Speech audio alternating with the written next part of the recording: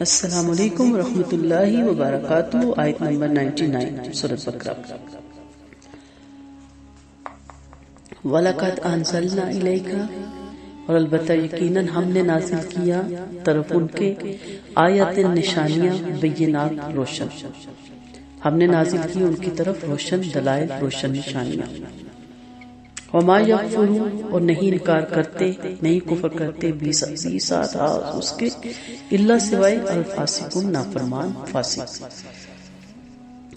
آیات بینات یعنی کھلی نشانیاں جن میں نبی کریم صلی اللہ علیہ وسلم کی نبوت کا واضح ثبوت موجود ہے۔ قرآن کریم کے ساتھ ساتھ آپ صلی اللہ علیہ وسلم کے تمام معجزات اس کے دائرے میں آ جاتے ہیں۔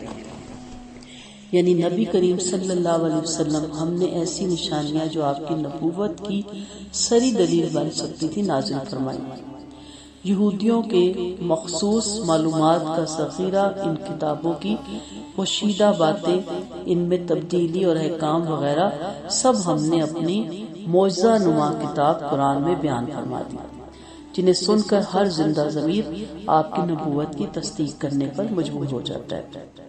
ہاں، یہاں یہ اور بات تھی کہ یہودیوں کو ان کا حسد اور بغض روک دیتا تھا، ورنہ ہر شخص جان سکتا تھا کہ ایک امی شخص ایسے پاکیزہ خوبیوں والا، حکمت والا کلام کس طرح فرما رہا ہے اور کس طرح یہ کلام بول رہے ہیں، کیونکہ ان کا ایک یہ بھی اعتراض تھا کہ نبی کریم صلی اللہ علیہ وسلم نے اس کو خود لکھ لیا، اگر آپ کو پچھلی تفسیر یاد ہو تو، یا کسی سے لکھوا دیا۔ تو کہا کہ ایک شخص جو کہ امی تھا آپ کے اندر رہا، اور جب اللہ نے ان کو نبوت سے نوازا، سرفراز فرمایا، تو اتنا بہترین کلام وہ پڑھ رہے ہیں، تو کس طرح ہو سکتا ہے کہ ایک شخص ایسا کلام پڑھے؟ تو یہ کلام آپ صلی اللہ علیہ وسلم کے لیے ایز اے معجزہ بھی ہے، اور آپ صلی اللہ علیہ وسلم کا یہ معجزہ رہتی دنیا تک قائم رہے گا۔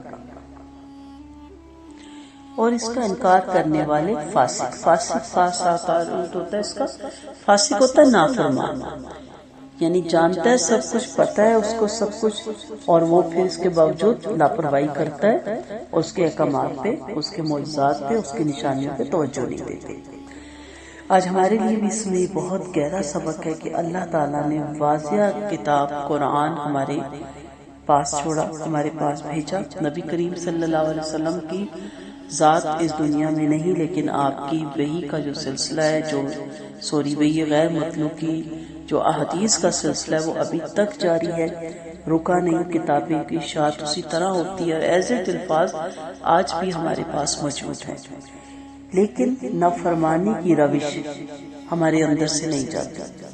ہم بالکل توجہ نہیں دے رہے ہوتے کہ کیا ہم جو زندگی گزار رہے ہیں یہ قرآن و سنت کے مطابق ہے، کیا نبی کریم صلی اللہ علیہ وسلم کی زندگی میں یہ چیز ہمیں ملتی ہے، ان کی سیرت میں یہ چیز تھی۔ آپ کوئی بھی چیز اٹھا کے دیکھیں، زندہ پیدا ہونے سے لے کے مرنے تک کے بیچ کے جو بھی اعمال دیکھیں، ان میں آپ دیکھیں کہ اشیر ہی کو قرآن سنت کے مطابق ہوں گے، یہاں تک کہ ہماری تو نمازیں بھی نماز نبوی نہیں ہیں، جس طرح آپ صلی اللہ علیہ وسلم نے نمازیں پڑھی۔ ہم نے اپنی نمازیں بھی اپنی فرقے اور اپنی جماعت کے مطابق اور اپنے امام کی بات کو فالو کرتے ہوئے اور اپنے مرشد کو مانتے ہوئے پڑھنی شروع کر دی، جبکہ اصل قیادت کرنے والی اللہ کی ذات اور ان کے دنیا میں نائب نبی کریم صلی اللہ علیہ وسلم، یعنی تمام پیغمبر، جنہوں نے کہا، آپ صلی اللہ علیہ وسلم کا فرمان ہے کہ اس طرح نماز پڑھو جیسے کہ مجھے پڑھتے ہوئے دیکھو۔ تو ہم ان کو دیکھ تو نہیں سکتے، لیکن ان کی کتابوں میں واضح طور پہ تمام طریقے لکھے ہوئے ہیں کہ کس طرح نماز پڑھنی چاہیے۔ تو نافرمانی کی روش سے باز آنا چاہیے، جان بوجھ کے غفلت نہیں کرنی چاہیے، کیونکہ اللہ تعالیٰ کی ذات جو جان بوجھ کر غفلت کرتے ہیں، اللہ اس کے لیے شیطان مقرر کر دیتا ہے۔ وہ آگے ہم قرآن کی آیت پڑھیں گے۔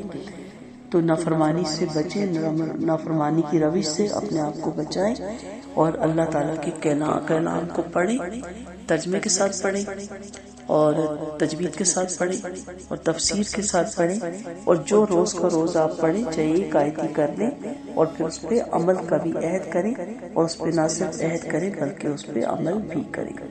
وآخر دعوانا ان الحمد للہ رب العالمین. سبحانک اللہم وبحمدک نشہد ان لا الہ الا انت نستغفرک ونتوب الیک. السلام علیکم ورحمۃ اللہ وبرکاتہ.